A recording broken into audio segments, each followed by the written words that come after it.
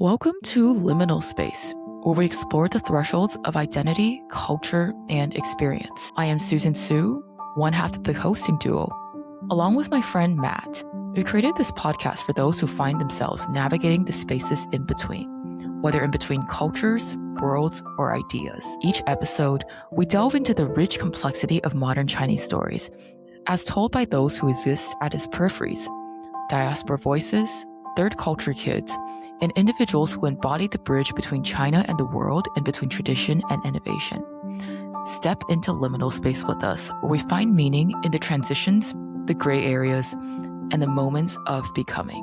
So today we have the pleasure of introducing our friend Gab Liu, who is among many different roles, an incense entrepreneur, an investor in a matchmaking platform, a banker, and an all-around really interesting human being whom we enjoy talking to.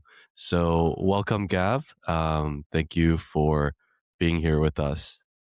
Thank you so much for having me. It's such a pleasure to be on this podcast with two of my best friends. It's always a pleasure to sharing ideas and bouncing off ideas with you guys. Aw, that's very sweet. And I'm getting a bit of a deja vu here for some of the listeners here. If you don't know, the project of this podcast actually started with us three because Gab was the only one who had experience running her own podcast back in the day. Also, interviewing people with interesting life experiences. And so that was quite inspirational. It's really great to have you back here, kind of a full circle or half circle moment, since it's been about a bit over half a year since we started this podcast. And hopefully Susan and our interviewing skills have gotten better now so that we could better help you show your story. No, you guys always ask very interesting questions. So I'm really looking forward to chatting with you all about my experience. Definitely. I appreciate that.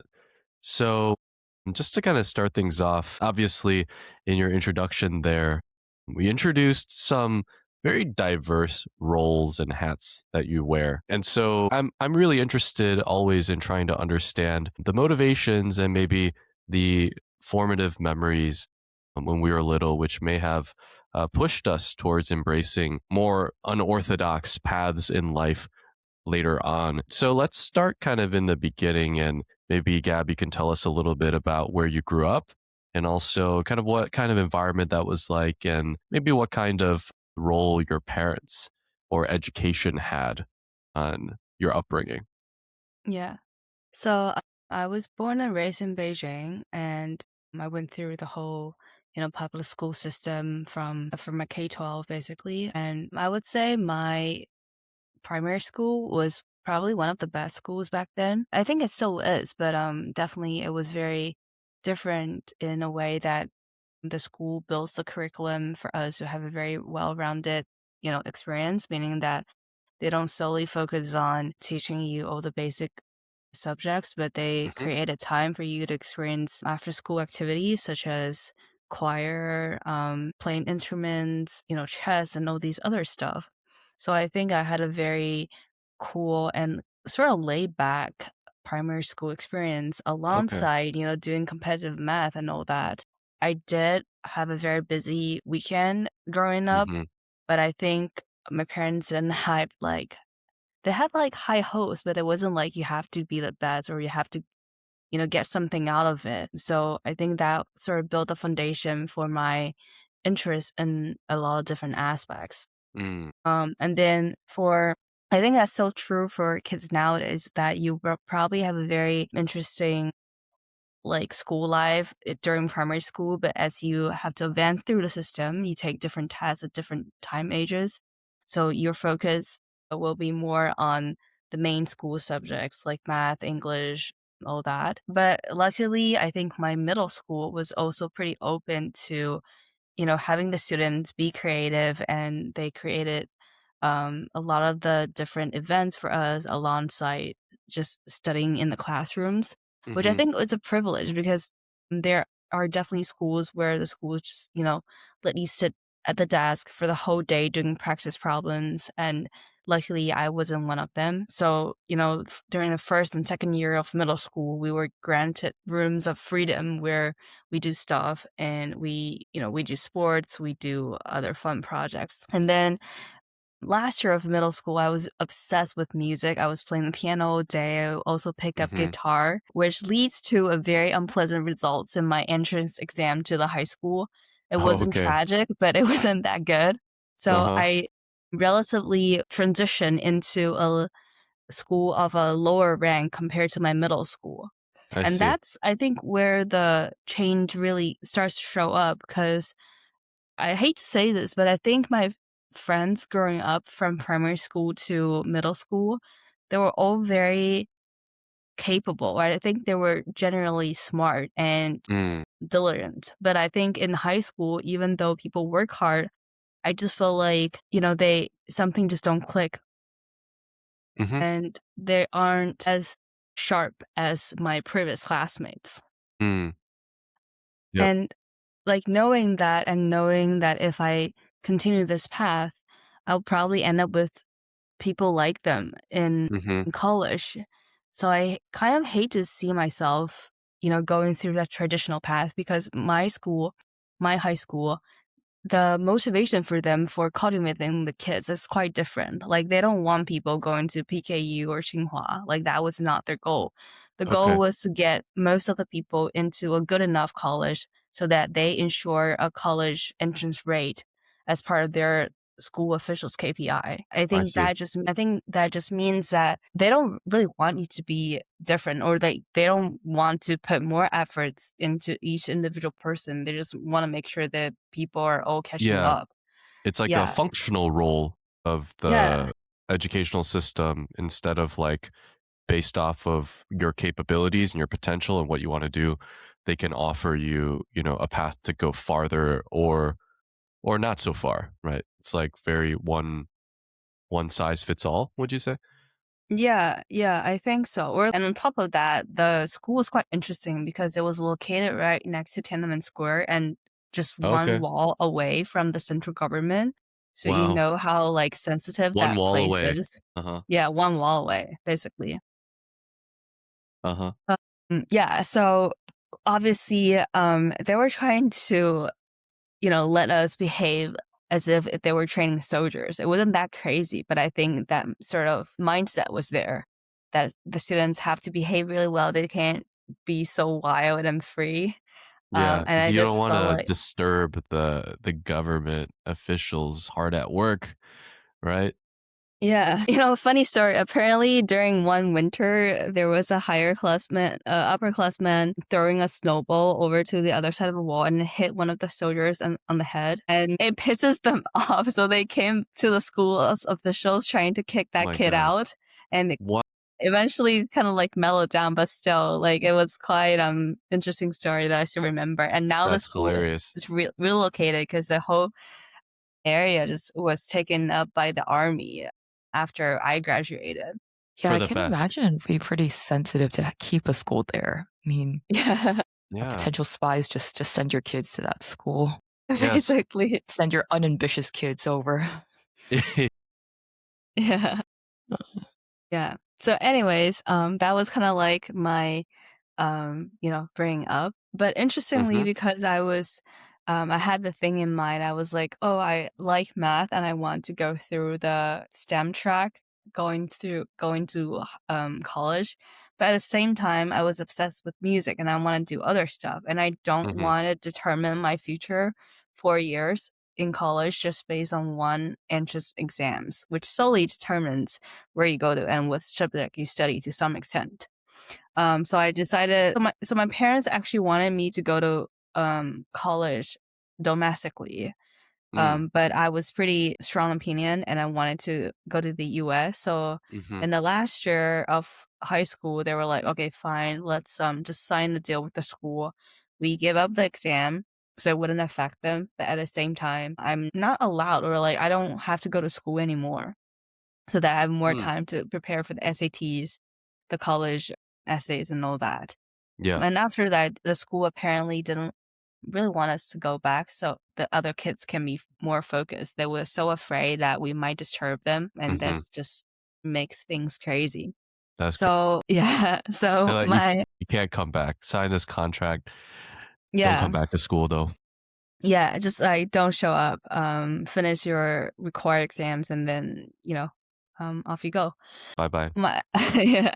So the last year of high school, spent some time doing test prepping and all that, and then the later half, I was really lucky to have met a friend called David, and he was initially a Fulbright scholar, and then after his scholarship, he decided to work in China, and then he started this social enterprise called Bamboo Bicycles Beijing, Mm. where he teach people how to build bikes out of bamboo, like the Hmm. frame part. Okay, And cool. it's really cool that the participants can pick their own bamboo, make the frame that's adjusted for their own size, Hmm. and take that away, after a 2-day workshop. So I thought that was pretty cool. At first, I didn't know anything about the bike parts or how to put up a bike, but then eventually I became a leader in guiding people how to make a frame out of pure bamboo. And it was quite exciting to see people with limited, building skills being able to do that. I think the participants were also quite amazed by that experience as well. Mm. It's really interesting. So, how long did you spend doing that? That was, was that during the period where you were also preparing for college applications?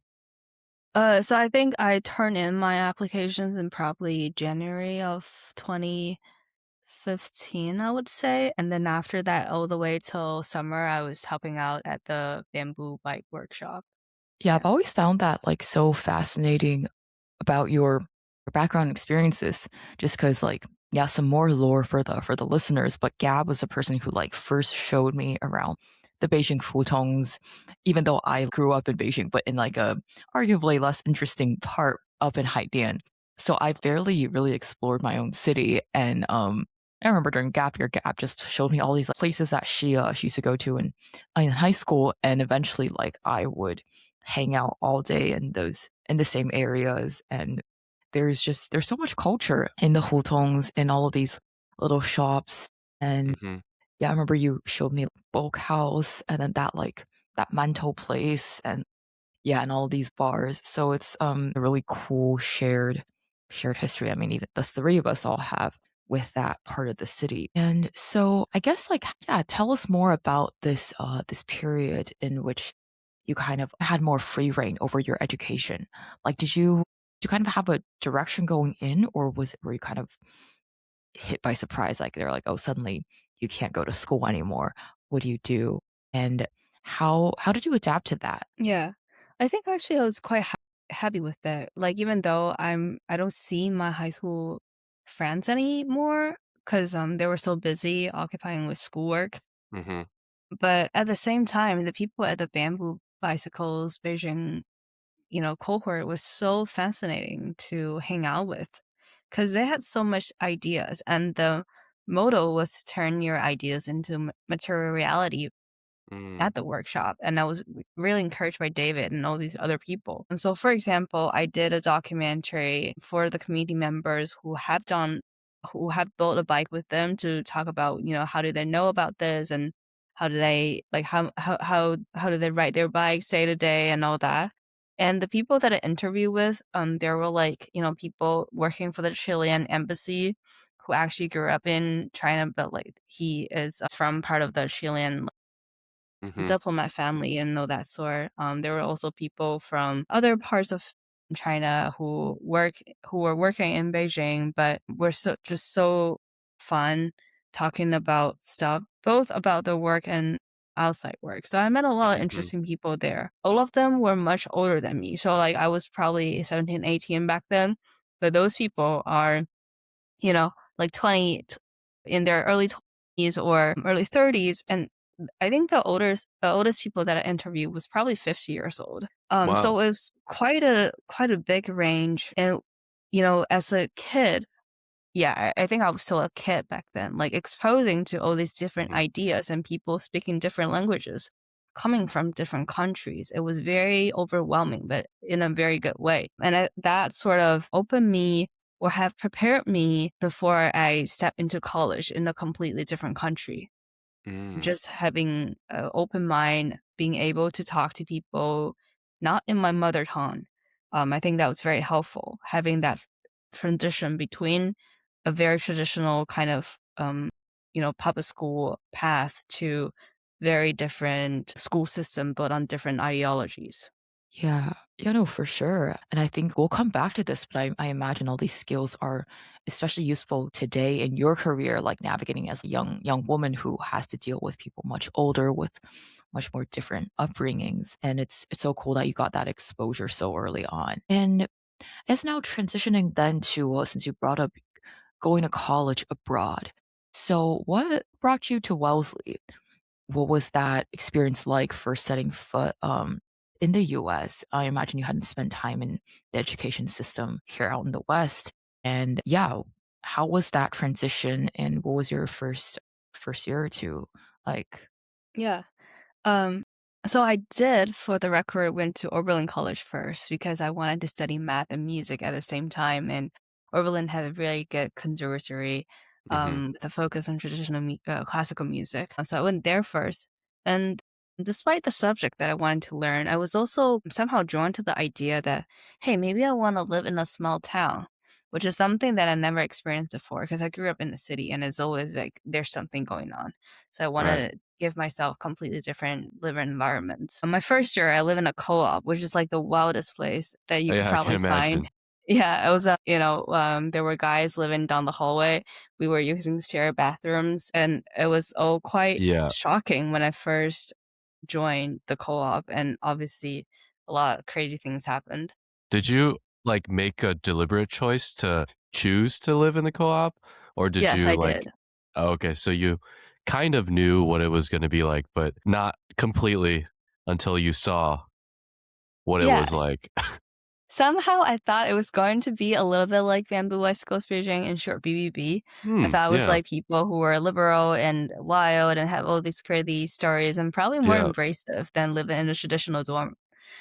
Right. But it ended up being slightly different because, I think the US kids were also constrained to some sort of like mundane life that they had. So when Sure. they are Yeah. off to college, they were like really wild in no direction as well. So we were just like Definitely. all like a bunch of confused kids living together. And the co-op, when I say co-op, it means that you clean your own like bathrooms and stuff, and then you cook Hmm. for each other. Right. So Yeah. it was quite an interesting experience cooking for people, like 40 plus people. We have shifts going on. And it was also quite interesting using bathrooms with guys and having Huh? them living down the hallways. And I would say I'm still best friends with my first year roommate, but Wow. it was just so chaotic that I don't think I could handle it Yeah. Yeah. going into second year. So yeah, Okay. so my second year, I lived in a dorm and kind of like switch around and stuff. And also going to second year, I think I already wanted to transfer out because the town is just so small for me. I couldn't Hmm. believe that we have 4,000 people or more, like 4,000 people for the college and some more residents in the area. But there was not a single Starbucks. There were only two coffee shops and they were owned by the same person. So you get pretty Wow. tired Wow. of what was offered in that town pretty quickly. Dang. The Yeah. Oberlin coffee monopoly. In Ohio, right? Basically. Know about that. Oberlin? Yeah, it was outside Cleveland, Ohio, but it was like maybe 30 minutes drive on a good day to Cleveland, like center of Cleveland. Hmm. But even Cleveland itself is sort of like an outdated city in a way because they used to be heavy on, I guess, automobile or some other like heavy Hmm. industries, and those Yeah. kind of shifted out. So it was just like, a city, but not as fancy as New York or even Boston. Hmm. And because I visited David once, yeah, David from BBB, because he was going to MIT at the same time. And through my visit to Berkeley in Massachusetts, I really liked that area. So I wanted to go to school that, where the city, it's where there is a city, and I have some proximity to going to a city, but at the same time I Yeah. still want my liberal arts experience, because I do think that the small school setting builds stronger relationship both with your Hmm. friends and with the professors, or especially with the professors. Yeah. So I ended up going to Wellesley, and people often ask me whether it's different going to an old girls school. I would say the same question, like I had the same question going in. So I asked Hmm. people who were there, and they were like, you know what? Like, I think half of the girls' problems, or half of the problems, were created by guys. So if there are no guys on campus, it automatically just removes half of the problems that you have with your, you with your friends and with the Yeah. people that you see day to day. And I think Yeah. that's partially true. Um, You don't have it to share was, bathrooms anymore with yeah, You don't have to exactly. random clean a dudes, guy's random bathroom. freshman dudes, Yeah. And you not don't have experts in to, hygiene, probably. especially like, yeah, you don't have to hear offensive comments coming from the opposite gender. Mm. You feel more confidence because the teachers, they give you space to talk and you won't get ignored, which I think might happen in a co-ed school. Mhm. Yeah, I think in general, girls are less cocky. So I think that also creates a better place for people to stand up, to be confident, and Hmm. to not be afraid of asking maybe slightly stupid questions, but, questions in general, and fear of being judged. Yeah. Yeah. Yeah. So I do like my Wells experience, and I still think that that was probably one of the best choices that I made. Um, Hmm. I like the school very much. And I guess the downside is probably, yeah, you have less chance of getting a boyfriend because you have to make an effort now to see guys in the first place. But Sure. it Yeah. wasn't like we're all going to be nuns and we're not going to Huh. get married for rest of our lives. So I think that's fine. You just kind of, if you really want to date someone, obviously, there are tons of schools around and you can still meet Yeah. people. For Yeah. sure. Yeah. So I wouldn't worry too much about that. Hmm. So I'm very interested in like also the experience of going to any all gender school because that's like very far from my personal experience. So I'm also like wondering because you went to Oberlin first, which was co-ed, and then going to Wellesley. Like, did you feel that the environment and the people at Wellesley, like, were they trying to shape the students into like a particular kind of person or kind of or set of values or skills or traits to kind of prepare like like female leaders for the future? Or like was there like what does that entail and what does that look like if it does exist? I think instead of deliberate cultivating, they sort of filter people who Mm, want to be future leaders or who want to be good and top at what they do. mm-hmm, So going into Wellesley, we had this term called Wendy Wellesley, which means that people who are both competitive, hardworking, ambitious, but at the same time having imposter syndromes.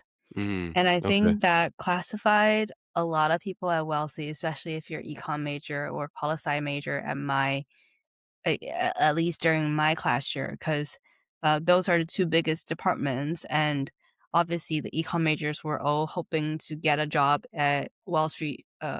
So, they kind of have to already shape themselves to prepare for what's coming after college. And for the poli sci majors, because we had Albright and we had Hillary Clinton, so people were kind of trying to be the next, next Hillary Clinton and Mm-hmm. next Albright. Yeah.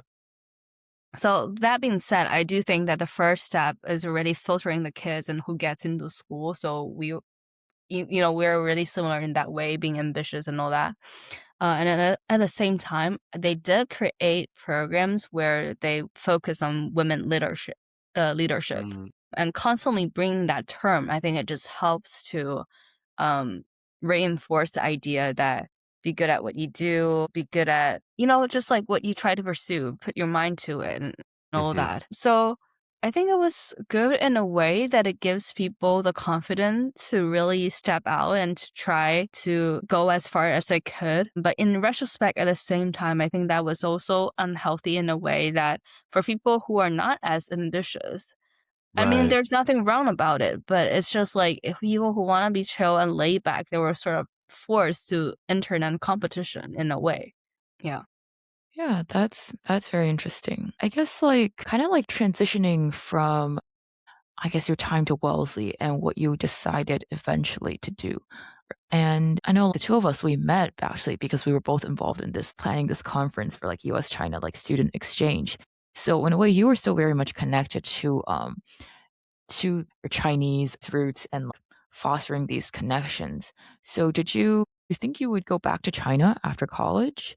Not initially, because I did landed on a job after college working as a software engineer in the Boston area. I didn't actually planning on going back to China if it weren't COVID, just to be Mm, honest. And I think COVID just really changed a lot of things for not only me, but also a lot of people. But really, like, I think when I was graduating college, the economy in the US was quite good. Everything was on a, fast growing track. Maybe not that fast, but everything seems very prosperous. yeah. And I and it Stable, seems normal. yeah, and it just seems normal, to work in an environment that I was familiar with because I already spent like 4 years in the States. I speak English day to day, and I'm getting used to how people interact with each other and the social norms in a day to day setting as well as probably in a working setting. So the thought of coming back to China wasn't on my mind at all, I would say. So then that brings us to the question, what made you eventually come back to China? Yeah, so that's actually because of COVID. And I would say for COVID itself, it wasn't like, crazy, but I think it was what I felt during the COVID times that really determines. Right before COVID happened in my third year of college, that summer, I went to Cape Town. I think both of you probably know that the Airbnb that I rented got broken into. So that actually Hmm. set the stones for why I decided to come back. I really wanted to have a peace of mind after what happened to me. And I think because of COVID, a lot of things change. People lose jobs and like all these crazy things happen. And suddenly it was just so chaotic. And I think the government at the time didn't know what to do with the situation because they didn't have that experience. It wasn't like, China where they experienced SARS, which, luckily I also experienced when I was little. Yeah. So the government already know what to do with a pandemic. And at the same time, because even in Boston, I didn't feel that safe walking on streets as before. There were, people breaking into shops on Newberry Street, Hmm. which is like a very like fancy shopping area. And all that just leads me to feel like, I probably shouldn't be in this country because I think your peace of mind, your stability, your safety should be the first. And I don't want the same thing that happened in Cape Town happen to me again. So I decided to come back mostly because of that. And at the same time, comparably, China had controlled the pandemic quite well. They had a plan. And whenever the government decides to roll out something, people, cooperates. I think that's like also good because they were trained to do so, their whole life to cooperate, Yeah. to do what they're Mobilize to, yeah, yeah, the exactly. machine, move swiftly, efficiently, Yeah. Yeah. and So I guess there's mitigate good some and risks. bad. Yeah. That people are willing to sacrifice their own freedom for public good in a Yeah. way. People aren't like injecting themselves with bleach and coffee on Yeah. others at the Yeah. supermarket. But Yeah. yeah, Yeah. go ahead. Yeah. So that's basically why I came back to China. Yeah, and since then I've been in three different cities in China. So I first came back to Beijing, hang out a little bit, then moved to Shanghai for a VC job, and then going to Hangzhou for a consulting role, plus doing my side business already. And now I'm in Beijing working for a bank. So that's Hmm. basically what happened fast forward. Gotcha. The full trajectory. Yeah. So Yeah. even in like your full time roles, like we see quite diverse kinds of industries and environments, VC consulting to more traditional banking now, which is an interesting path as well. So for kind of your first role and then what came after, like what led you to enter each of these industries, and what did you want to get out of each one? Yeah, so when I graduated college, I had the opportunity to do econ consulting and software engineering at the same time. I ended up pick software engineering because the job was in Boston and the people just seemed Mm-hmm. more fun because they asked me to do a presentation on a hobby or a project that I'm really proud of. And I presented them the music that I created at that time. Okay. And because of that interview experience, I thought maybe it would be fun to work with this bunch of people since they asked me to do something that are really different and not related to work at all. And appreciate the fact that the company wants you to have a character, which turned out like I do really like, working with the bunch because I played so much ping pong that I should during my first job. Yeah. Yeah. But after, working for a while, I just felt like software engineering or facing the desktop all day isn't something that I want to do for the rest of my life. I Mm-hmm. could Mm-hmm. do coding, but I'm a really bad coder. I'm probably gonna be replaced by AI at this point if I continue in my job. Okay. So I'm quite glad that I quit that route Nice. pretty like strongly. I had a strong will at that time to not You had some do intuition. engineering. Yeah. Yeah, to not and then coming to China and doing the VC job. I think when I first graduated college, the idea of not being interested in climbing a corporate ladder has always been on my mind. Like I always wanted to create something that's original Mm. and do that as a job or even as a project. I don't want that to I want that to happen. I want to create something original. And VC job, I would say it's a pretty good lens at which you can be exposed to all these people with crazy ideas and asking for money to turn their ideas into something more concrete. So not knowing exactly what I want to do for the future, that was a good, um, you know, learning platform Yeah. where Yeah. I do learn some basic behavioral skills of talking to people, of negotiating the terms, like legal Mm-hmm. terms and investing terms and all of that. But at the same time, really see a business of like starting a business from scratch, basically. Yeah, developing like instinct for how to pick winners, right? Like what markers to look for Yeah. beyond the data, which of course is also important when you do your due diligence, but also, yeah, learning about the Yeah. founders, observing them, talking to them, right? Asking them questions and stuff like that. Seems like a really interesting area. Yeah. Yeah. And I think surprisingly, the founders that I ended up meeting, they all seem quite normal, I would say. Like it's not that Unlike in Silicon Valley. yeah, I think in Silicon Valley somehow there are really smart people, but then I later realized that smartness will get you somewhere, but it doesn't guarantee the success of a business. A lot of the people who are successful today, they are smart, but they probably are the people who are more persistent or more resilient in a way. Yeah. And it really shocks me to see that, like this person could start a business and that person could start a business. And one of the best stories was that the company that I worked for, they embedded in BitMax, which is at one point, the largest crypto trading platform in Europe. And Mm. the founders, they just walk up to my boss being so drunk that one day and talking about their crazy ideas. And Uh-huh. then after some time, they became like billionaires. Oh my gosh. So Was it's that a really business random. meeting or is like a impromptu, Yeah, like, I hey, check in? I didn't witness the whole story, so it was just secondhand information. But I think Okay. my boss was like, yeah, he was drinking with those guys, and then he decided to invest, and then it turned out that they were probably solid people who could build something eventually. Yeah.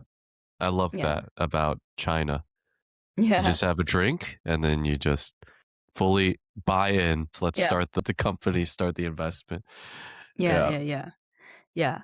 I do think that for some certain jobs, or maybe in Silicon Valley still, people look at your backgrounds. But the more I enter the business or the longer I see failed cases, Hmm. I realize that, people who work for McKinsey, who went to Harvard, they somehow had so many choices that even though the business didn't work out, they could still get a job. But for some other people who didn't have such a shiny background, they probably were betting all of their hopes or, future on the business that they were building. So it kind of, give them a higher chance of success, not because they're better, but because they just didn't have a backup plan and they have to do it. So they Yeah. walked longer. That makes a lot of sense. I think that that resonates a lot with like what I see with also the wide range of like students whom I work with and also the ones who have gone on to either, grad school or traditional role or startup. It's like, if you have a really great shining badge of prestige, then it can take you quite far into some really useful places, especially early on in your career. But if you've always kind of had a chip on your shoulder and nothing that really speaks for itself as a badge, then you have to really put all of your skill points into like developing actual skills from day one. Yeah. And the longer the time horizon, the more obvious that is when you actually like talk to people Yeah. and get a Exactly. feel for, you know, what they've done and what they can do, what their Yeah. capabilities are. Right. It's really Yeah. interesting. Yeah, for sure.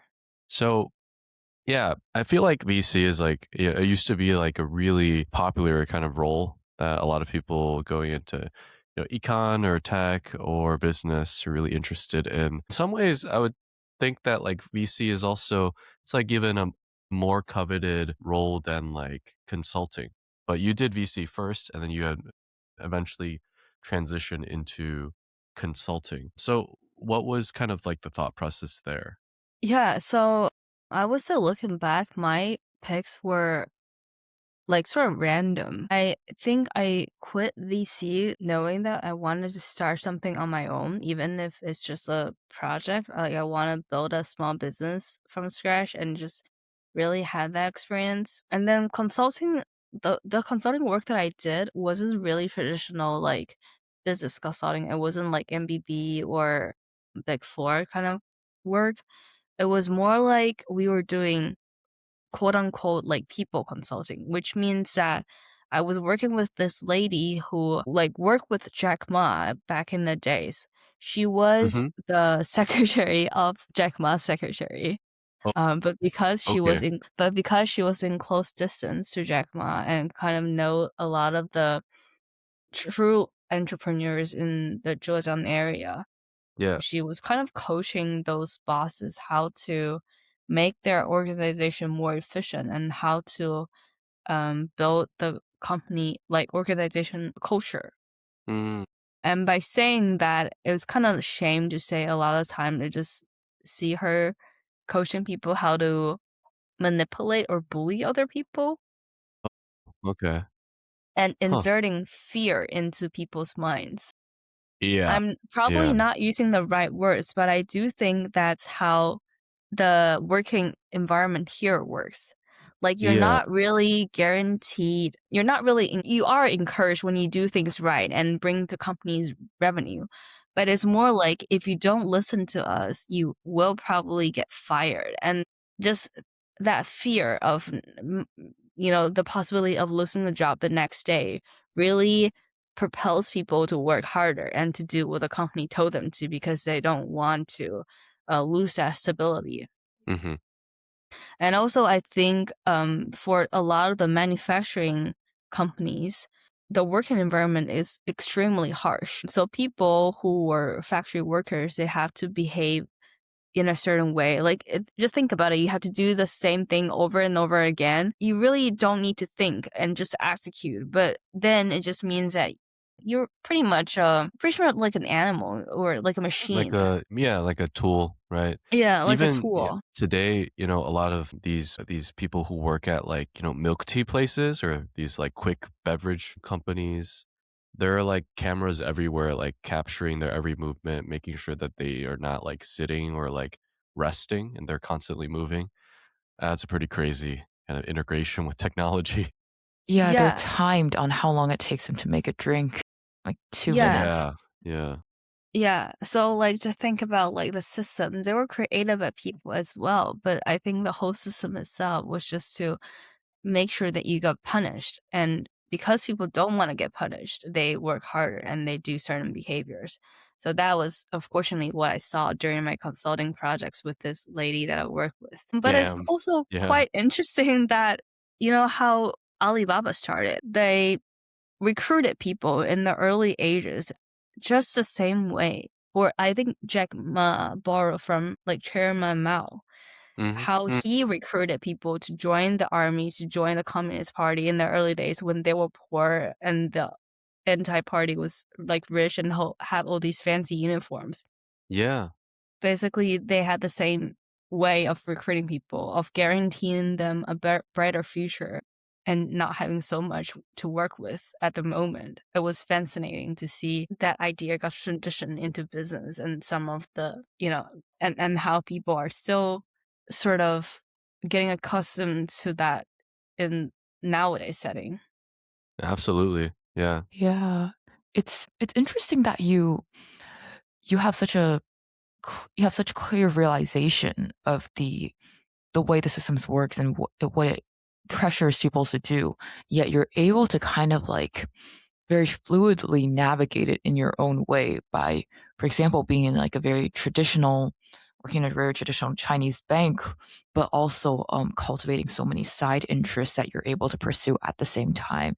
Almost like just like a reminder that you're not fully part of this narrative Mm-hmm. that they try to achieve. So yeah, so then transitioning out from consulting, like I know you were kind of in between things for a while, and then you eventually opted to work at like a relatively established bank, but you also do have all these fascinating side businesses going.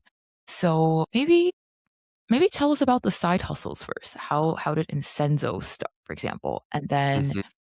and then we can go into more of like that traditional versus like innovation dichotomy there. Yeah. So Incenzo started, I had this idea of flipping things when I was like, quitting my VC job and all that, but I didn't know what to flip. And I had this trip to Bali where initially my thought was to flip furniture because during COVID times, I did try to flip furniture and make myself a small fortune, when I tried to Nice. move outside Boston. I wanted to see whether I could flip some furniture from Indonesia to the US, where people might appreciate the textures and just like, that very exotic feeling. But then Mm-hmm. I chatted with a friend and she was like, there are cycles for furniture industry. So unfortunately the year that I want to start it was a downturn. It was a kind of like a mellow year and people don't really want to work, in the industry. Why Um, is that? But that's also like not intuitive to me. Why is there Yeah, cycles? because I think apparently the frequency of people getting furnitures are not Mm. because of COVID, people have less money to spend, so they don't Oh, okay. change furnitures as frequently. And even if they change it, they would probably change the cover or parts. They don't change the whole set. Gotcha. So already by the economy, it was a downturn, and also because of the frequency, sometimes people change once in 5 years, 3 years, and Yeah. that just naturally creates a cycle. Yeah. Okay. Yeah.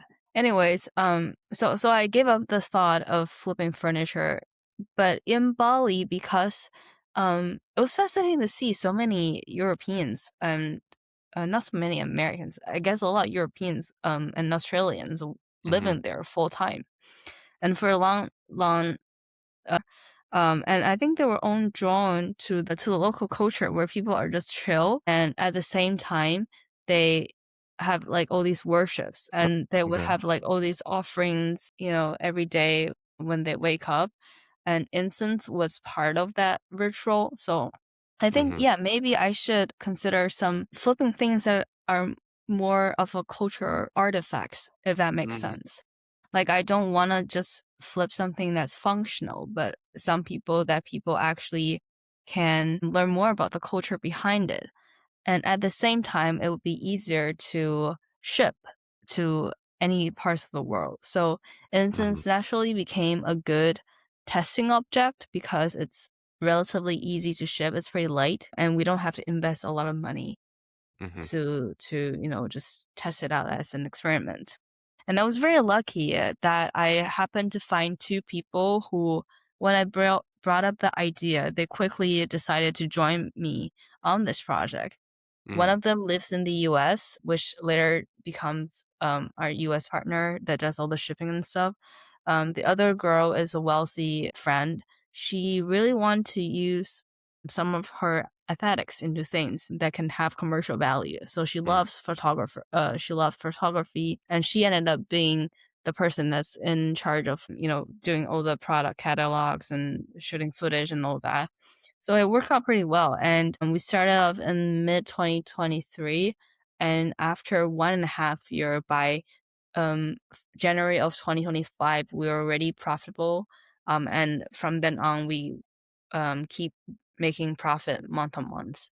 So I would say that it's really a fun project to work with because just the journey of seeing yourself creating something that you Yeah. put so much original ideas onto it and seeing your theories work out in a vast market, that was so fascinating. Even though we don't earn like so much wealth that Yeah. could allow On us that, not to the stop working. incense millionaire wealth. Yeah. Yeah, it has we know there's a ceiling to the business, but still I think as a side project we was pretty happy that we didn't end up losing all this money that we invested. We For got it sure. back and we start to be profitable. Yeah, yeah. I'm also curious, like, so we don't say like the incense sticks. It's not like a purely, I guess, Eastern invention, but I guess it's sourced from the East and Asian countries, and then you're selling predominantly to like West Coast, but also like more broadly in the U.S. now. Yeah. Is that right? Yeah, that's right. So, like, what are some of your observations, I guess, in the process of building this business in terms of understanding like how to market like a product like this to Western audiences? And what are some of like the interesting observations you've had about like their tastes or perhaps what works well and what doesn't work so well? Yeah. So initially our target customer was people like us, young employees fresh out of college Hmm. on the coastlines, having some money, and willing to buy stuff for their own pleasures. But it turned out that our solid customers nowadays are people who are primarily women, 35 to 45 years old. They might live in apartments or households or better, whatever, but surprisingly, a lot of them are non-coastline residents, meaning that they live in places or states like Alabama, Colorado, um, Mm. Tennessee, and all that states that we even didn't even think of Mm. looking into in the first place. And I think Alabama that loves incense. Never would have known. I wouldn't say they loved it, but just like, those states that are quite sheltered in a way. And Yeah. I think that's also partially why they purchased our instance because probably the local offering wasn't quite as diverse as they wanted to. But Hmm. somehow they were exposed to a different culture and they saw it. And that's probably the sole channel that they could buy. So they purchased with us instead of, in New York or in LA, you have so many things, so many goods. Right. You don't Yeah. even know where to spend your money on. Yeah. So that was quite interesting. And the key that really helped us open our business was realizing that traditional Chinese medicine practitioners are quite good advocates for our products. Hmm. One is that they already believed in or they already are familiar with Chinese culture. And the customers that they have are, open to medicine or even ideas and thoughts of Hmm. different cultures. So they're naturally better to educate on our products or Mm. easier to educate on our products than the rest of the world. Mhm. And at the same time, uh, at first we were trying to sell into those people who have their own clinics, the acupuncturists and all that. But then we realized that it's probably better to use them as a channel and sell to their customers because in that way they have more incentives to help us. They get commissions as well by working with us. Yeah, Because yeah. if you work as an acupuncture, you get paid by hour. But Okay. for us, they just post, and that doesn't take that much of an effort. Hmm. But if their customers see them, they can buy. So it just helps them build a different revenue channel. Yeah, that's interesting. Yeah. Yeah. Cool. And at first we thought that, like we were not surprised to see many girls who purchased with us, but it was quite interesting to see guys who became our repeated customers, Mm. which made me realize that, hey, maybe this product isn't like female centric as we initially thought. There are Hmm. people who are guys. I know, like you, Matt, and some other Yeah. my guy friends who Thank you are, so much for the samples. yeah. Yeah, of course. Who love a scent as well, just for some occasions that they just want to be with themselves or doing intention settings and all that. Very cool. So the other really interesting kind of side business that I wanted to talk a little bit about was this matchmaking platform that Yeah. you invested in, and Yeah. actually I went to one of the events a long time ago and saw you and I think one of the other founders there doing a offline workshop about I think some things related to psychology or Yeah. relationships. So yeah, could you tell us a little bit about how you got into that and why you decided to invest in this kind of business? Yeah. So it's actually a really random thing because met the founder through another dinner, but we were both just like guests. We were not like center of the topic. So during that dinner, he talked about this business of creating a platform where people like us, foreign educated people coming back to China Hmm. and wanting to, firstly, just get to know more friends, and secondly, probably finding romantic partners or get to know more people in the circle. And I thought that was a really interesting ideas because I do see difficulties of people going on dates and having and wanting to have boyfriends and girlfriends throughout college already. Like I myself went on dates and my friends went on dates, but it was so hard to find someone that you really like, especially after I came back to Beijing. I found it even harder to find someone who I can have a proper conversation with. So I did feel Yeah, like there was a need for such that's a a platform. that's a low standard. Just having a nice conversation is really hard sometimes with strangers, right? Yeah, because you would think, but I do think that people who went to college in the US had different experience from people going to Australia, from the Yeah, for UK, sure. and all that. And because I think we were more like people who went abroad for education were probably more self-aware because were placed in a very different culture that gives us probably more time to reflect on who we are, what we Yeah, want to do. like a Which mirror, right? yeah, so even just having thoughts of those um aspects place you in a different position than people who went to Chinese Hmm. universities and stuff. So the reason why I invested was that I think there's definitely a need for such connections to be made, and it's definitely not an easy job. And the founder seems quite devoted to what he wanted to build for this community, and I decided to help him. And for the record, I did want my money to come to make a profit out of it, but I was Of more course. like, Yeah. I just want to be part of this. I just want to make sure that people have the chance to meet other people because we spend so much time at work in China. We don't have time to get to know people that are non work colleagues, and I hear Yeah. that complaint all the time.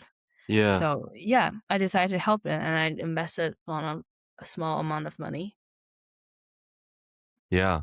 So are you involved in any of the kind of decision making, or do you give them advice or observe kind of how it goes? I don't interfere with his day-to-day operations because I do think he knows more of the business than Hmm. myself. But if he needs help, I would try to help him of making connections, of bringing more people to the events and just introducing him to people who I think it would probably be beneficial to work with or collaborate on some sort of interesting events. Gotcha. Yeah. Yeah. Yeah. So, kind of like tying these two very interesting side hustles back to your day job then. Maybe elaborate more on like what led you then to pursue like a more formal day job in like a more traditional setting? Do you kind of view that as like a means for you to sustain all of your other creative pursuits? And how has that been like working at a bank and engaging with completely different people than you would in your side hustle? Yeah. I think what I realized from building a business is that you really need to know how to work with scarce resources and building something out of it. But with a bank, it's like, at the end of the day, it belongs to the country. It's a state-owned enterprise. It's not like fully, that state-owned, but still it's a state-owned enterprise built to make sure the system won't collapse. And your job is to just make sure that you're just a tiny little role in that whole like functioning machine. Hmm. But I do think that it gives you exposure to businesses that are just like the machine that you work for itself. So for example, a lot of my clients are other state-owned enterprises, and you will be shocked to see how, I would say, not sharp and not capable and not knowledgeable, because they just work on such a tiny piece in their Yeah. day to day, and they do it repetitively over and over again. But Yeah. that's how the system was designed to, because people were there to fit the mold, and their job is to make sure that things are as it is. They are not asked to have innovations, because a lot of the state-owned enterprises are monopoly, and they don't have any competition, so there's no need for them to even innovate. So it's quite different, but at the same time, I'm privileged to work with other, I wouldn't say startups, they're pretty successful unicorns nowadays. Some of them are public listed. And for people who work there, they are much more they grasp ideas much more quickly, and they do know better of what they're supposed to do compared to the people who work for state-owned enterprises. Good. I hope so. I should hope so. Yeah. But it's so interesting that for the bank that I work for, they would much more prefer the state-owned enterprises, because there's a guarantee that, the country will help the business if something goes wary. Whereas the companies that are actually privately owned, you have to make sure that they work with the market. Otherwise, you're gonna die, and they're gonna die, and no one's gonna save them. Yeah. A lot more Yeah. risk. Yeah. So just, transitioning between all these different business settings was just really fascinating. Yeah, no, I'm sure. And what has been like the biggest difference, I guess, or even like culture shock joining the bank in terms of like work culture, like gender class dynamics? Yeah, and how has that helped you with maybe some of your other ventures? Yeah. I would say I experienced more hierarchy, and I experienced more class dynamics in the bank than any other places that I've been to. I think that's also part of Beijing's tradition, but also I think that's part of, just working in a very traditional setting itself, that there are layers of people, that the reporting line is super long, and that I think because of the structure, people who work in more of a back office role think that they are just better than people who work on the front line, which I thought was ridiculous, but they just have that cockiness built in Hmm. somehow. And in the bank also, I always joke about it. There are two type of people. Uh, One is people who are hardworking but without a solid family background. The other group of people are people what I call like VIPs. They were there to bring in relationship. They're not really there to do the day-to-day work. And it's Hmm. quite interesting to see those two type of people, because it's quite obvious. Like people who will always be late and who would always leave early are probably people who are VIPs, but they're not Wow. kicked out Yeah. because they are functional in a way. Hmm. And that not only applies to people my age, it applies to people who are mid-career, or even like pretty higher up as well. Hmm. like loyalty doesn't really guarantees you to places, but connections will definitely get you somewhere. Like who your father is, who your father-in-law is, and all that. Wow. It was just so obvious, and people gossip about it all the time. It's crazy. Kind of like legacies in college admissions and stuff, It's right? kind of crazy how it's still so obvious nowadays. I imagine like with such a rise in like consciousness for these things, like there Mm-hmm. would be more subtle. Yeah. Yeah. And I think it's also different in the US. I believe such hierarchy and such class clashing also exists in the US and elsewhere. But at least I feel like in the US there is a whole area reserved for ranking people based on meritocracy and based on how capable they are.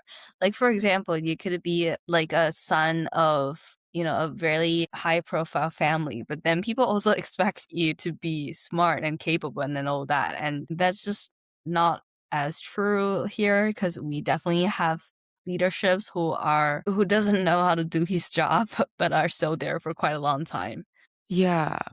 Yeah, wow. Then how do you feel like you get along with your coworkers given that you see so much of this and given the person that you are, who's very like you've been like pretty like rebellious all your life, if I may say so. So you were you able to find your people in the bank? I think I try to stay away from people who are snobby or I think who are ass kisser and all that. Uh, And I try to just do my job because, there are other things that I worry about. So I don't really care that much about getting promoted and all that.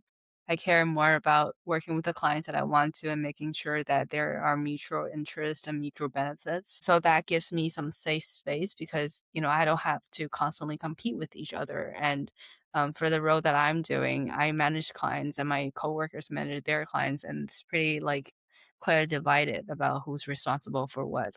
But at the same time, I think, I had to mellow down a little bit. Like, I'm pretty straightforward, and I have, and I'm pretty strong opinioned, but I do have to act a little bit because, um, that can't really show off too much. Yeah. I don't want to get noticed, so I try to downplay who I am and what my characters truly are in this work setting. And gladly, I don't have to see the leaderships day to day, so that really gives me more room to be who I am. Yeah. That's really interesting. I'm sure you've also had to like work out maybe like a new set of vocabulary for yourself, like a new form of Yeah. Code communication switching. of like, yeah, translating your own like thoughts and your intentions into a more acceptable form, but conveying the Yeah. same intent. Yeah. Yeah, nobody calls me Gab or Gabby anymore, like, it's funny, it's my first long-term job where I only use Chinese. Mm-hmm. And there are also Chinese slangs or work jargons that I don't understand initially, Yeah. that I'm getting used to. And things, Chinese is such a vague language compared to English. Yeah. So decoding that also took me some time. And I do think that navigating the relationship with your coworkers, people are not as straightforward. They're not like as outspoken as the Americans are. Mm. So figuring out what they really think, where they stand, also took us some time. I'm not good at it. I'm just saying Yeah. I'm still learning because people here are used to not showing what they truly think. So decoding that takes an effort. Some game theory every single day when you start a conversation with some person. But luckily, Yeah. you're good at math, so you should be able to figure it out. Uh, Yeah. Hope so. so what's next on your journey? You feel like you're gonna stay in the bank for a bit longer? Are there any other projects that you might be interested in investing or building in the future? Yeah. Definitely. Well, thank God. Hopefully, I won't be in the bank for my whole life. I don't plan on doing so. So I do wish to get out of here in like 3 years' time at max. I'm really starting to look for other positions, but I think I'll probably be with a bank for a while just so that I can make sure that some of my clients get taken care of before Mm, I can fully transition out. And at the same time, just with Incenzo, like incense is one of the products that we tested out to be working out, but I do think that there are other products that are worth flipping. Hmm. I still strongly believe that. So I'm looking at like, things just as celebration stationaries and stuff, Mm. celebration products. Hmm. For example, like party stuff. And also with the elections coming so often and the midterm elections coming out, I presume that there will be Like swags needed for MAGA gear. Oh my gosh, you're gonna be one of those like suppliers of Trump's anti-China gear that's actually manufactured in China. yeah, Hmm. I know. It's so ironic, but You get to it's design it actually too, though, if you want. yeah, well, hopefully not that, but some other stuff related to how people celebrate all this stuff. Mm. Party Wedding, hats. wedding Yeah, party hats. Like wedding stuff could be interesting as well because some of my friends are getting married, and it seems like planning a wedding takes way too much effort in the States and in China, where there are wedding planners like just taking care of the whole process for you. But man, yeah, there are so many things that I wrap in my head and try to understand more of it, and hopefully I can start another thing just like Incenzo. You're a true polymath. I feel like every time I talk to you, you're always like super curious about just random industries that are brought up. You're definitely very, very resourceful in You that learn sense. about it very quickly and apply, the systems and instincts that you've accumulated, and you actually make it work, which is, I got a lot of respect for that because I'm someone with a lot of ideas, but I've failed a few businesses before. So No, I wish I Well, much had no, I Gab's respect. mean, agency to like just act upon it. Hmm. Like, yeah, like you have ideas, and I'm just like, okay, like I'll deal with it later. Yeah. Yeah. yeah, no, I think no, both of you are pretty admirable as well because starting a business is not that easy, and it definitely like makes so much mistakes. But I just think that at the same time, building something or even doing trades, it's so much easier in China than in the U.S., which is something that I'm thankful for.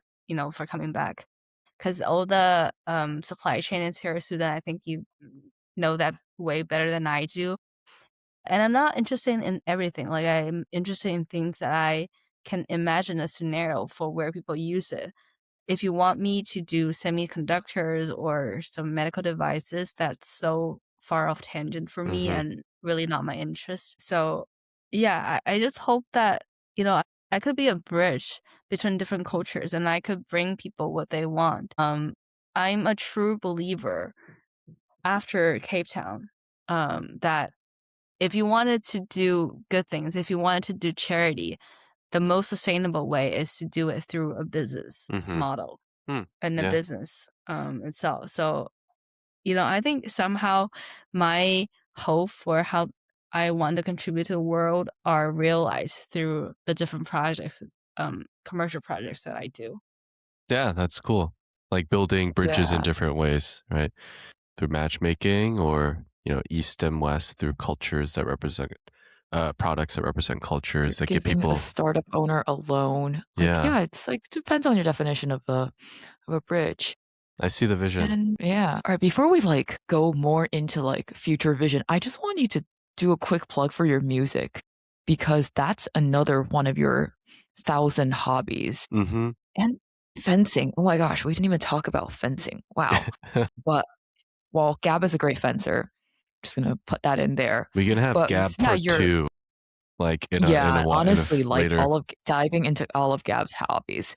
But yeah, the music part was something that I was really drawn to because like I'm not really much of a music listener myself, but I remember when you dropped some of your songs, like I enjoyed listening to them. I would like bring up your SoundCloud. So like yeah, Yeah. what's going on with that?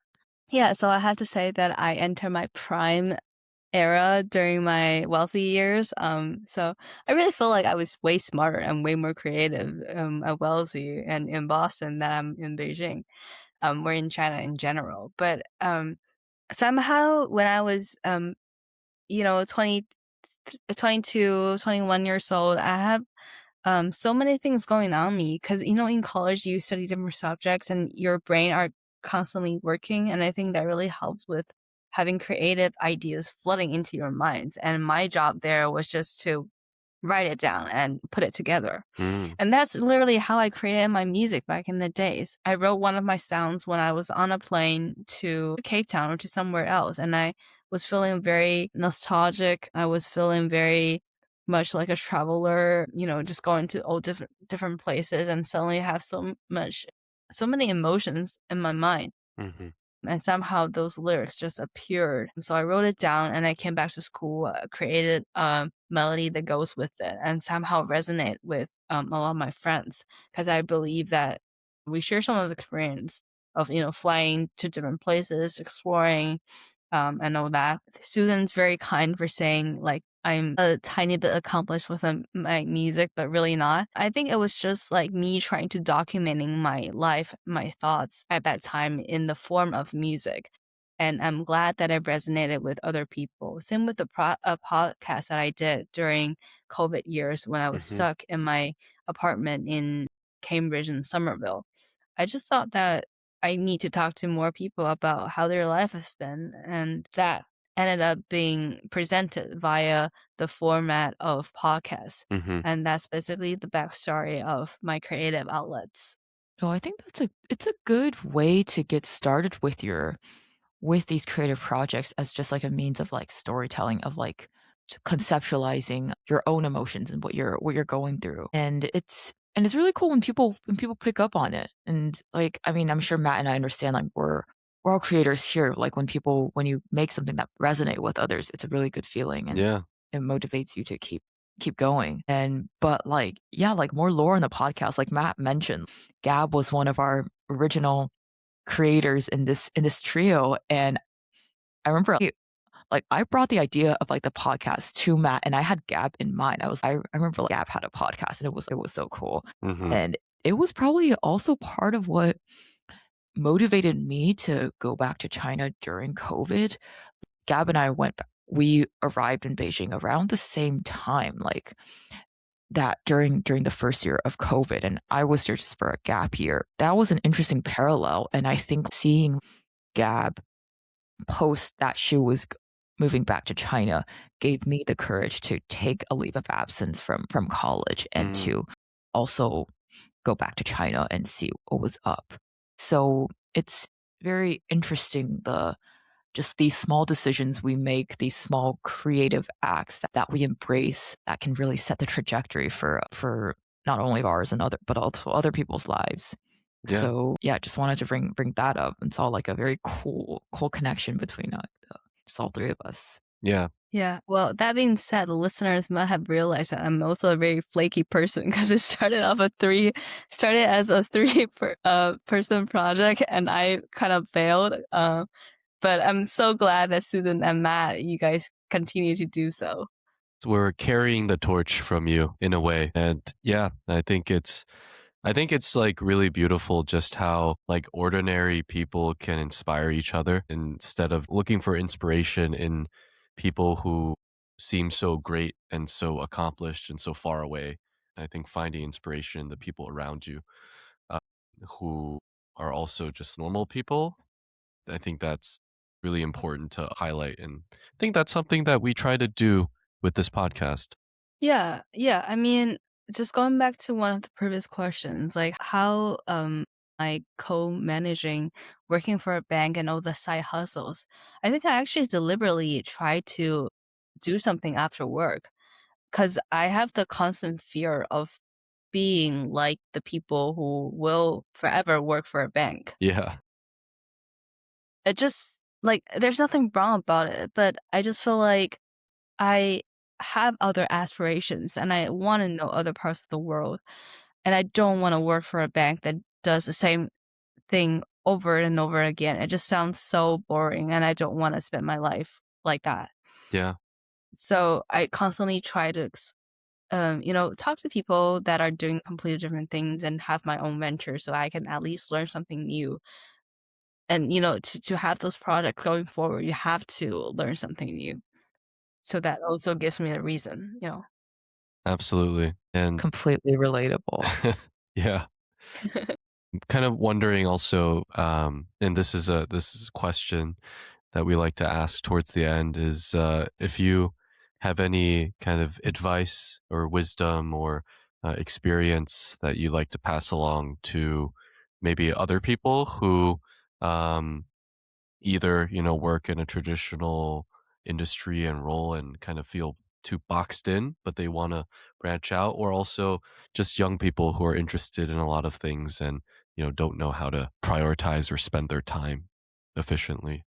Yeah. I would say that it's just so like for any people feeling um just unsure about what they want to do, it's okay. Like I think a lot of people are unsure about what they do. So you don't have to feel like you have your life figured out.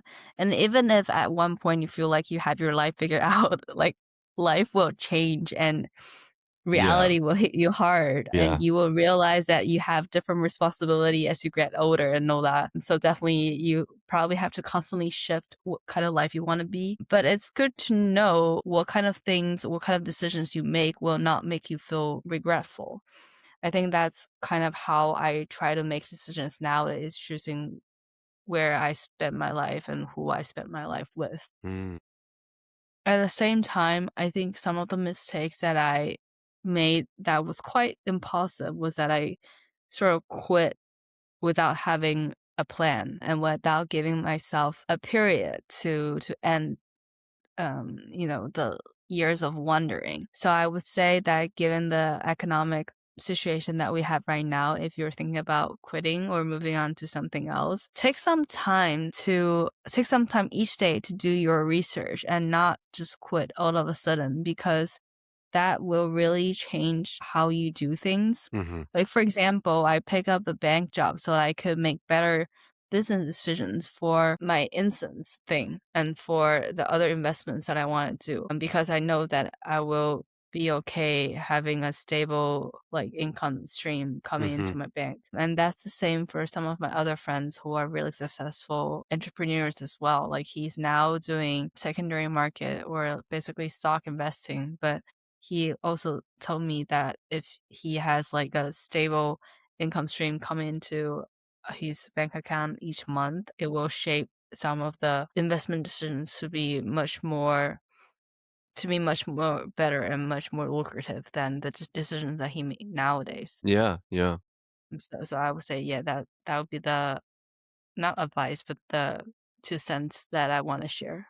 Great. Yeah, Psychological security. very practical, honestly. Yeah, it's like not like follow your dreams, but like actually have a plan Yeah. and like think things through. Like that's definitely a good, helpful take. Yeah. Yeah. Yeah, hopefully I'm more grounded than 5 years ago when you guys know me initially. Yeah. But we really love talking to you because you have that rare like blend between being grounded and being able to make things happen, and then also I guess idealistic and curious enough to keep exploring and trying new things. That's a very rare combination. Um, Well, thank For you for sure. saying that. Yeah, I'm really flattered. And yeah, I think you guys think highly of me that I sometimes don't feel like I deserve. But yeah, thanks for the encouragement. I really appreciate that. Yeah, so just to then wrap things up, of course, we have the recommendation section at the end of each episode. And a twist we like to do is that our guests will pick the category and give their recommendation within the category. And Matt and I will have to also give a rec within the category of your choice. So I feel like we didn't tell you this earlier. So apologies for putting you on the spot. But yeah, feel free to propose a category, give your rec, and then Matt and I will go. mhm. Yeah, I'm a big fan of podcasts and I'm constantly looking for new emerging, like interesting podcasts to listen to. So I would want you as host to recommend some podcasts that you listen to nowadays. Okay, that we can do. Yeah. But Gab, you have to go first. Do you Mm. have a podcast you recommend? That's Honestly, not it's so liminal space. You can think for a while. It doesn't matter. Yeah, you don't have to go. yeah. I'm just going to give a really cliche recommendation. I do listen to All In podcast, which becomes such a influential podcast throughout the past few years. Hmm. It was hosted by four, I would say, tech bros who really made their fortune during the last, big sort of software wave. Mm-hmm. And nowadays they don't really just talk about business. They also talk about politics and other interesting topics that they think it's worth sharing. And I think it's quite interesting to see the four middle-aged dudes have such a fan base. It's quite cool, and I think some of the topics that they talk about are quite interesting compared to traditional, business or political podcasts Yeah. like The Economist and other aspects because they're not academians; they're actually businessmen, and I think they have very interesting perspectives as well and probably more practical. Mm. Yeah. I've listened to a few episodes here and there. Hannah's Yeah. also a fan. Actually, let me share something interesting. I've recently been obsessed, or Mm-hmm. obsessed is a strong word, drawn to um, Chinese podcasts that talk about like 玄学 Oh, okay. and Cool. like all these, I don't know, like Chinese astrology or ideal astrology. Yeah. And it's like 八字 and 紫微. I don't know how to say them in English. Yeah. Me But neither. anyway, just like kind of fortune telling of your birth chart and like what you're supposed to do, what's your inclination, and all these Mm-hmm. different aspects and stuff. And it's quite fascinating to learn about the different systems through a podcast format.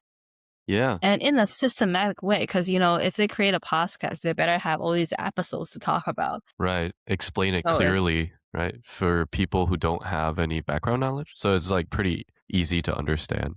yeah, so it's been a very fun, entertaining little exercise for me because, Mm. with the instance business, we're also trying to integrate some Taoist ideology Yeah. and potentially some like fortune telling stuff. So it's good Yeah. to, learn and then share. Yeah, for sure. There's definitely a lot of potential there. Yeah. In these uncertain times, people need Mm. whatever they need to feel better. So, Yeah, exactly. All right, I'll give like my therapy rec, and then I'll give quick, just general, like good one more related to liminal space. But yeah, I've been lately been listening to this guy called Healthy Gamer GG, which is like a yeah, really, I I don't know if know. you've heard of him. Yeah. He does like, he's this guy who like he He's does quite like, the yapper, huh? He's really yeah, good at he gives like yapping. really long form lectures on like the psychology of something, like goes from anxiety, ADHD, attachment types, Mm-hmm. whatever. He does like a really deep dive, and it's often like related to like the gaming community, which I'm not a part of, but like I think he has some really good like insights, and it's like kind of entertaining listening to him talk. Yeah, for sure. So would recommend. It sounds better than how I've described it, but like yeah, He's a great like doctor, psychology. I think.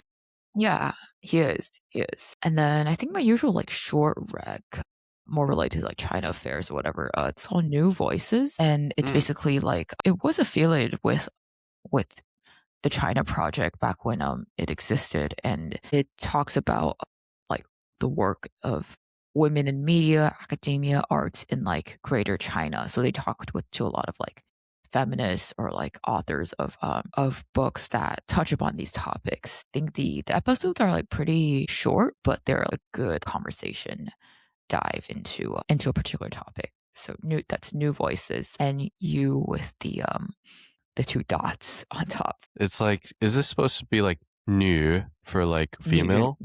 Yes, New Voices. Clever. I like that. Cool. All right, Matt.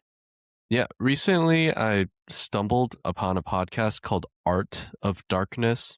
It's kind of a play on words for the novel Heart of Darkness. But this is like an extremely long form podcast where these two hosts who are, I believe, writers, they do like extremely deep dive, well researched kind of explorations into the biographies of well known like artists, creatives, intellectuals, writers. And so I came upon this podcast after finishing a book, Narcissus and Goldman, written by Hermann Hesse, who's a very famous writer. And then I wanted to learn more about Hesse's life and how he could coax such amazing spiritually resonant language into his novels. So I found this, and it was like a 4.5 hour podcast episode where these two Wow. guys just go and like unpack this well-known person, this figure's life from the beginning and his upbringing and what his family was like, up to his grandparents even. And like the name suggests, Art of Darkness, it doesn't just focus on like all of the really sparkling details and milestones that everybody knows about these established figures. It also goes into like some of the less spectacular or the darker side of these people's lives. And yeah, this one is really interesting. The Hess episode was great. And I also listened to another one about a musician called Fela Kuti. Yeah, just the diversity of people that they discuss is also really interesting. I'm sure there is someone there that you know of that you would like to learn more about. And yeah, that's my rec. Yeah. Yeah. Cool. Wow. Thanks for All sharing. right. Sounds so exciting. Like all of the programs that you guys recommended. All right. So that's a wrap on today's episode of Liminal Space, where we navigate the thresholds of culture, identity, and experience. If our conversation resonated with you, don't forget to subscribe, leave a review, or share your own story. We'd love to hear what you've discovered in the spaces in between. Join us next time as we continue to explore what it means to live in the liminal. See ya! See ya. See ya! Bye bye.